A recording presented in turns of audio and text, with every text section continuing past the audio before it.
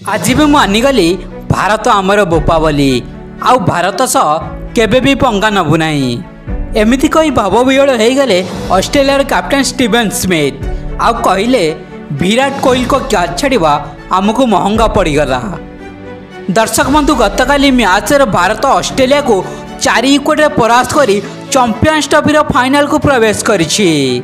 यह 2023 विश्वकप बदला भारत नहीं जाइछि। भारत पक्षर सर्वाधिक विराट कोहली 44 रन, श्रेयस अय्यर 45 रन और केएल राहुल 42 रन करी भारत को विजय कराइथिले। विराट कोहली को आकर्षणीय पाली पाई तांको man of the match award मिलिथिला।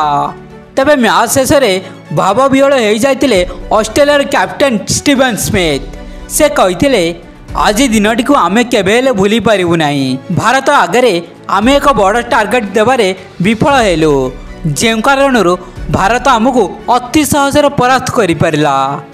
आमे प्रथमरू भल स्टार्ट करथिलु किंतु पर भारतीय बोलर माने आमर अंटा भांगीदेले। विशेषकर हार्दिक पांड्या को घातक बोलिंग आगे आम बैट्समैन मुंड नुआईदेले। से आहरी कहिथिले आमे मैच रे 3टी कैच छाड़ीथिलु जेउथिरे विराट कोहली को कैच अत्यंत गुरुत्वपूर्ण थिला। कोहली को कैच मिस पई से आम विपक्ष रे 84 रन लंबा इनिंग्स खेलिथिले।